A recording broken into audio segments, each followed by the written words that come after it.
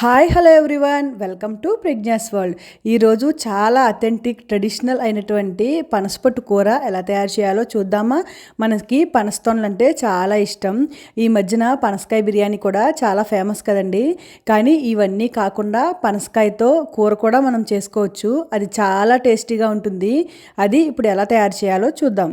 ఈ పనసపొట్టు కూర తయారు చేయడానికి కావలసిన పదార్థాలు: శనగపప్పు, మినపప్పు, ఆవాలు, జీలకర్ర, కొద్దిగా బెల్లం, నానబెట్టిన చింతపండు, కరివేపాకు, ఇంగువ, కొద్దిగా ఆవ, ఫైనల్గా పనసపొట్టు. ఇప్పుడు మనం పనసపొట్టును తీసుకుని ఒక 3-4 సార్లు శుభ్రంగా కడిగేసుకుని ఒక మూకుడు తీసుకుని దాంట్లో మనం కడిగి పెట్టుకున్న పనసపొట్టును వేసుకుని దాంట్లోనే పసుపు, ఉప్పు వేసుకుని కొంచెం చింతపండు వేయండి. వేసి ఇప్పుడు దాంట్లో సరిపడినన్ని నీళ్లు వేసి ఉడకబెట్టుకోవాలి.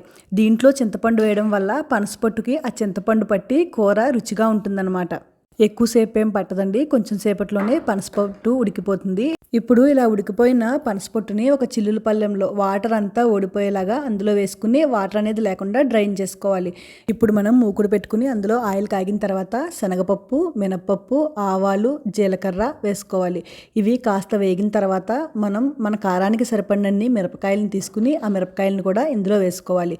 ఇప్పుడు ఇంగువ అండి, ఈ ఇంగువ ఈ కూరకి చాలా టేస్ట్గా ఉంటుంది. సరిపడినంత ఇంగువ వేసుకోవాలి. ఇప్పుడు ఫైనల్గా పచ్చిమిరపకాయలు, కరివేపాకు వేసుకుని ఈ పోపంతా వేగేదాకా బాగా వేయించుకోవాలి. ఇప్పుడు ఈ పోపంతా దోరగా వేగిన తర్వాత మనం ఉడకపెట్టి నీరంతా ఓడ్చుకుని పెట్టుకున్న పనసపొట్టునంతటిని కూడా ఉన్న కొంచెం నీటిని కూడా బాగా పిండేసుకుని ఇందులో వేసేసుకోవాలి. కొంచెం తడున్న కూర పొడిపొడలాడుతూ రాదండి. ఇలా కొంచెం వాటర్ ఉన్నా దాన్ని పిండేసుకుని మనం ఈ పోపులో వేసుకోవాలి. వేసుకుని ఈ పోపంతా కూడా కూరకు పట్టేలాగా కాసేపు సిమ్లో ఉడికించుకోవాలి. కొంచెం సేపు ఫ్రై అయిన తర్వాత ఇప్పుడు మనం దీంట్లో బెల్లం పొడి కానీ పంచదార కానీ వేసుకోవాలండి. ఇది కొంచెం తీపి ఉంటేనే కూర చాలా టేస్టీగా ఉంటుంది. ఇప్పుడు మనం మిగిలిన చింతపండును కూడా ఇప్పుడు వేసేసుకోవాలి. కొంచెం చింతపండు మనం ఉడకపెట్టుకున్నప్పుడు వేసుకున్నాం కదండి, మిగిలిన చింతపండుని ఇప్పుడు ఇందులో వేసేసుకోవాలి. ఇప్పుడు ఈ పులుపు, తీపి, పోపు అంతా కూడా ఈ కూరకు పట్టే విధంగా మనం సిమ్లో పెట్టుకుని ఫ్రై చేసుకోవాలి. ఒక 5 మినిట్స్ ఈ కూర ఇలా ఫ్రై అయితే కూర అనేది రెడీ అయిపోతుందండి. కూర బాగా ఉడికిన తర్వాత అన్నీ ఉప్పు, పులుపు, కారం అన్నీ కూరకు పట్టిన తర్వాత మనం కూర స్టవ్ ఆఫ్ చేసేసుకోవాలి. ఆఫ్ చేసుకున్న తర్వాత మనం కూరలో ఆవ పెట్టుకోవాలండి. ఆవని మనం నూరుకుని కూడా పెట్టుకోవచ్చు. మేము డైరెక్ట్గా ఆవ పొడి వేసాము. ఈ కూరకి ఆవ పెట్టుకుంటే చాలా టేస్ట్గా ఉంటుందండి. ఆవ పెట్టిన పనసపొట్టు కూర అంటారనమాట దీన్ని.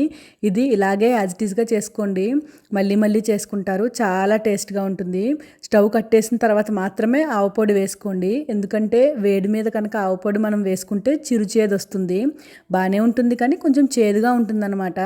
మా ఈ రెసిపీ కనుక మీకు నచ్చినట్లయితే మమ్మల్ని లైక్ చేసి, షేర్ చేసి, సబ్స్క్రైబ్ చేయండి. మమ్మల్ని సపోర్ట్ చేస్తారు అని అనుకుంటున్నాము. Thanks for watching.